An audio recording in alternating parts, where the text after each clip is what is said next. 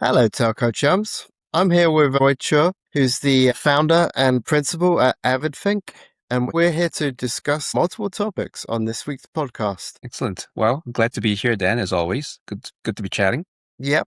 I think we wanted to start off talking about the robot ban, the humanoid robot ban from the Trump administration, which has taken a lot of kind of devices, it turns out. But I mean, for one, how do you think that's going to affect private networking in the US? Because there's a lot of robot stuff that would be probably Chinese made that would be used in the US, but maybe not now. Yeah, I think it seems to be a little preemptive, but probably, I mean, that you could always question why now, why the timing, and hot on the heels of the router ban that we saw just a couple of months back. Right. So, I mean, it's not really a ban, right? Just adding it to a list of the covered list, which is what had been used previously to block things like Huawei routers and ZTE Yeah. devices. Yeah. And so it's an ongoing method, and it's similar to the routers as well, right? So basically, it's if it was approved, it's fine, but it prevents new devices from being approved coming in, and it takes it through a much more rigorous process going forward.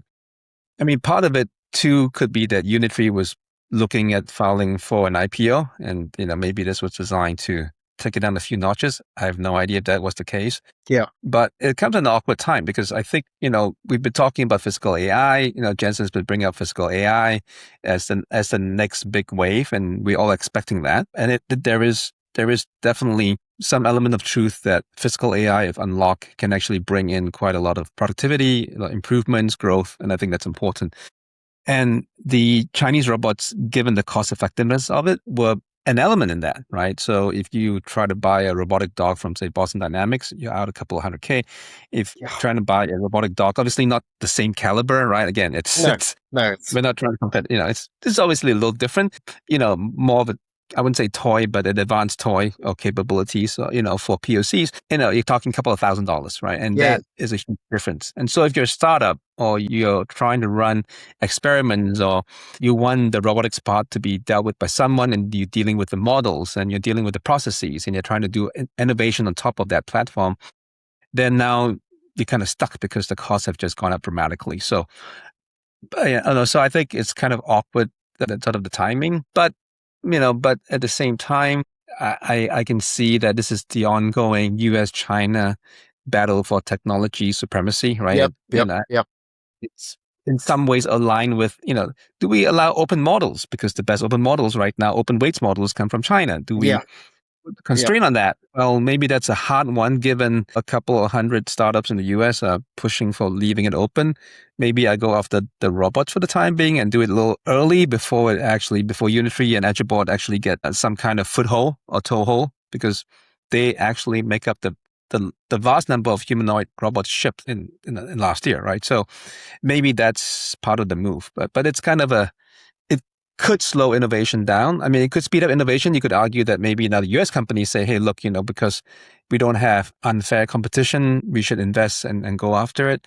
But at the same time, it's not clear to me that will rapidly close the gap between us and the Yeah. very cost-effective robots, right? And it certainly looks like a kind of aid to Tesla and their Optimus robot plan program. Yes, it could be. It could well be. I mean, it could well buy time for Tesla and Optimus to come up to speed, or figure, or pick one of your favorite new robotics companies. But from a Indeed. volume perspective, I mean, the Chinese models work pretty well and are very cost effective. I mean, we're talking about over 10K from the Chinese manufacturers versus a couple of hundred probably on the US side, right? Yeah, So no, it is pretty much that. Yeah. yeah. Which is insane, but there we go. I mean, they've been investing in it. It's a matter of national strategy for them, and they're good at manufacturing. I mean, that's how the world order was set up the last couple of decades, right? They are Yeah, extremely good at manufacturing and at low cost. So, yeah, indeed. yeah. Well, talking of Musk-related companies, I'm sure you saw the rumors around SpaceX possibly buying Verizon.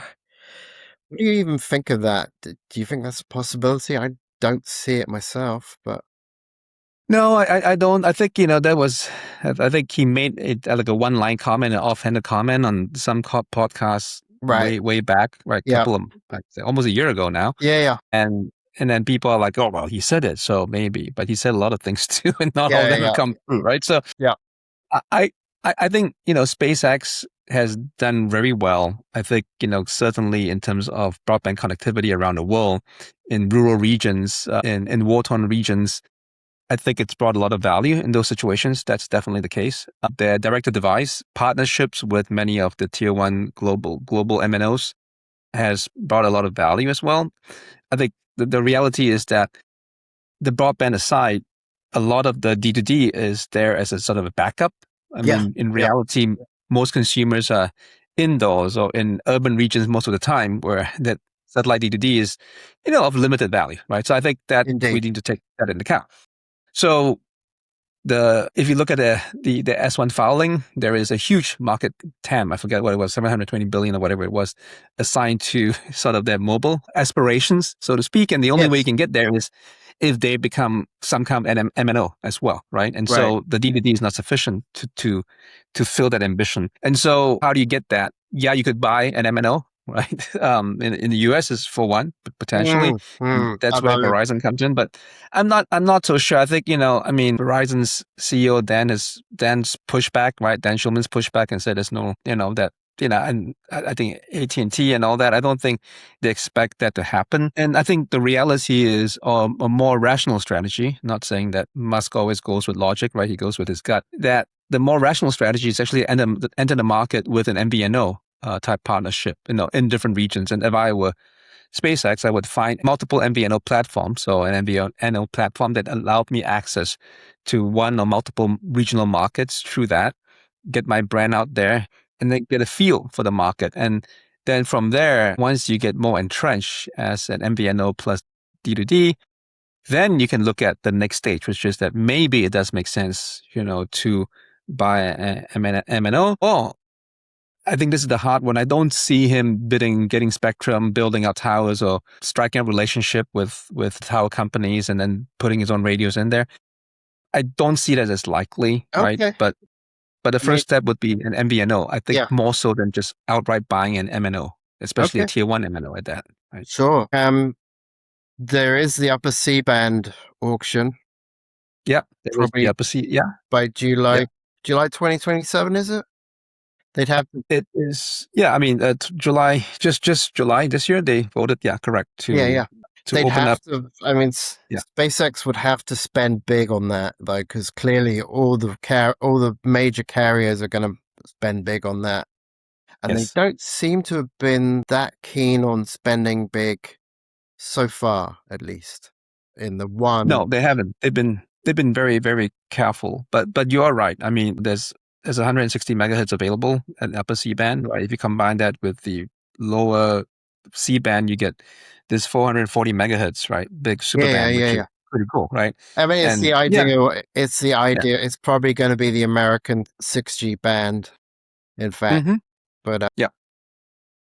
So 'cause- we'll see. By July 4th, 2027, it's supposed to close, right? right, And we'll see if they bid and how they bid. I mean, again, it's the wild card. We have no idea how they're going to do it, right, but we'll see.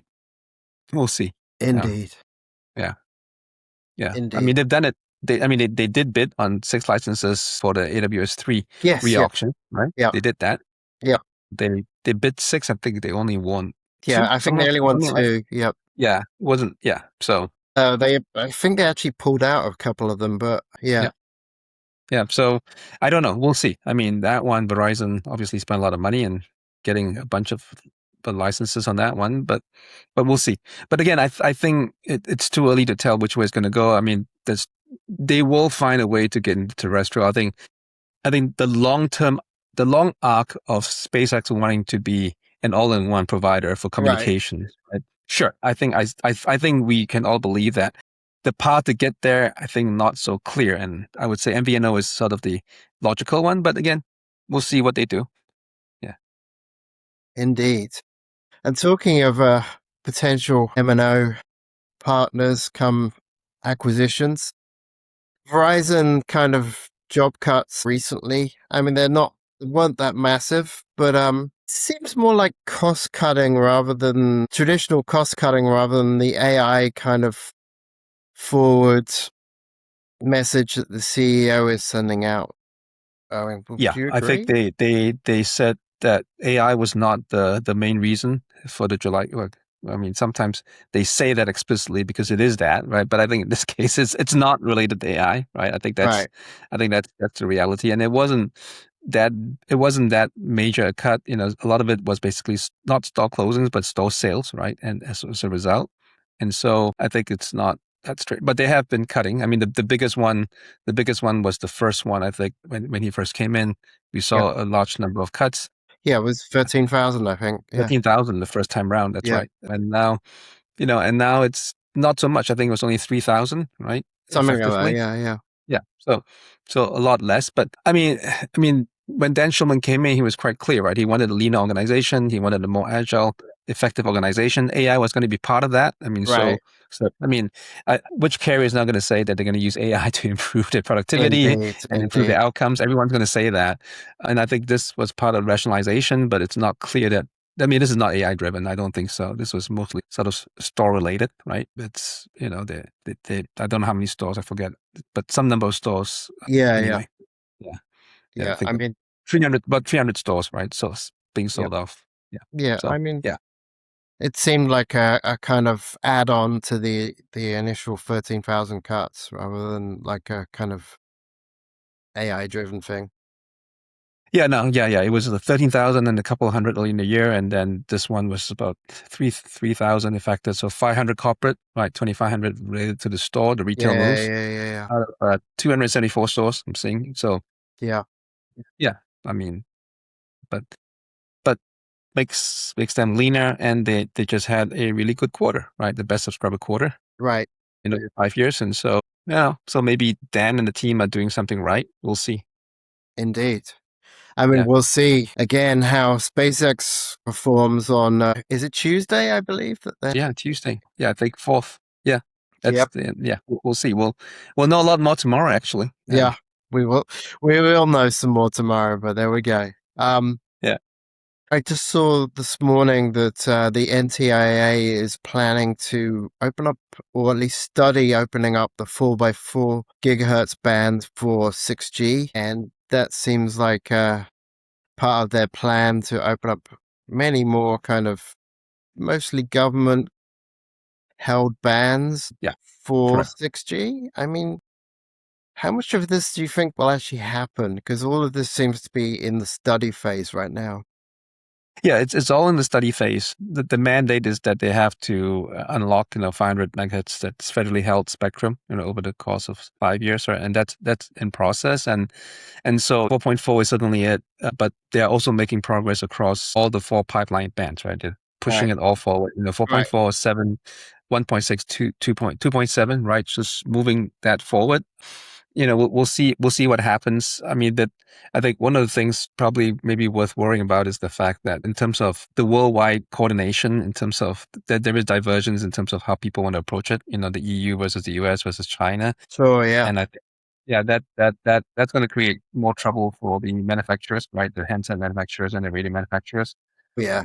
Sure. Yeah. So we'll see how that pans out. But yeah, I mean, there is a desire to unlock more spectrum and make it available. There are all these stats cited about some huge number of growth in terms of mobile traffic, right? And like the 35% rate annual growth, and therefore we need more bandwidth and more spectrum. Otherwise, the country is left behind. And so there is a drive towards doing that, but hopefully there'll be some coordination worldwide and make Right. things easier for the manufacturers. But we'll see. We'll I see how kind of that. doubt it, but there we go. Yeah, no, yeah. I mean, especially now, right? I mean, given the situation we're in, Right. geopolitical worldwide, coordination is sometimes challenging, Yeah. and yeah, and at the same time, we're still trying to figure out how do we monetize that? How do we bring value to 6G, right? And if one of the elements of 6G is what some people are saying, which is physical AI, well, now you got the humanoid robotics ban. And Yep. so does Yep. that slow down robotics, which is the physical AI portion of it? What does that do, right? I think that's all got to be balanced appropriately, right? Yeah. Yeah. So yeah. So And we'll see. looking back to the Upper Sea auction, they said that couldn't actually be used till 2030, right? The actual spectrum, I That's correct. I believe. think so. Yeah, I yeah, saw something like that. Yeah, yeah. I'll have to look it So up, but yes. that Yeah. will actually turn into a 6G band then. Yes, there will be 6G related, right? And if Yeah, 6G is driven primarily by physical AI or the need for physical AI or some element of that, right. then we'll have to figure out what that means. It could also be driven by, I don't know, inferencing, sort of multimodal inferencing from your glasses, to carrying traffic Yeah, to yeah, some edge. Right? We keep talking about edge over and over again, right? Yet one more yeah. edge inferencing use case hasn't happened. Hasn't happened. Hasn't happened. I mean, Mm, hasn't happened. AR didn't happen. XR didn't happen yet, right? right, But there are more. I mean, I think given the preponderance of AI glasses coming, not that I like them, but right. given that there's a lot more manufacturers now of AI glasses, given that Apple is now saying that, hey, maybe there is privacy preserving AI glasses, right? I mean, like, Mm, right? I mean, I seems don't know how they're likely. going to do that, right? And there are other manufacturers coming into play. So maybe that whole AR thing will happen. The augmented reality will happen. The smart devices will happen. Maybe some form of XR, the metaverse comes again, right? In which case, that spectrum will be probably appreciated and needed. And at some point, some amount of edge processing probably will be used as well, right? From a latency perspective. Hasn't happened yet. I mean, I think we saw in the 2020 to 2023 timeframe a lot of aspirations in that space. Hasn't Yeah, quite happened. yeah, I know it's come back again. We hear a lot of questions around that. The CDN players, the telco players, the hyperscalers, the frontier labs, they're all looking at that and trying to figure out if the wave, when does a wave come? right. What's the real use cases? What's the Yep, monetization of that? indeed. Is society ready for those? I think that's still in process. That's the big question. I mean, Yeah. which of those players, if any of them, do you think will have success with XR if it does come to pass? I would say so. The original thesis behind the whole XR/AR, or the original thesis was that it would be industrial. So Industry 4.0 use Right, cases, right. right? Yeah, remember that going to the field operations in the factory, at airports, for maintenance. That was the original thesis. And then in parallel, you have this, well, I'm going out to a party, I'm walking on the street, like, do I want to see the faces of the people and have all these recollections? Oh, you last met Dan on Mm, July 31st, right? I mean, right. like, do I really need that and want that? No, you don't. I still lean on Industry 4.0, right? I still think that anything with industrial use case that actually improves the quality of product or reduces the time for servicing or improves security and safety, I think that tends to be things that the CFO can get behind Yeah, that seems and like something invest. people would So spend money on. I still believe that is the right thesis. And so I think Industry 4.0, the whole AR thing with augmented reality, with inferencing, right? So the sort of the multimodal models helping Right. you in those situations. I think I could see that happening as a real business use case. And that's my expectation. It's not a new use case per se, but I think there are new approaches. And as a result of the smarter intelligence that we have available to us and the new world models that are coming down the pike, or just the multimodal capabilities that we're seeing, I think we'll see advancements on that. Finally, I think in the next couple of years, actually, that will take off and we will see value in that. So, and the other one, the consumer use, that one I'm mixed on. Right.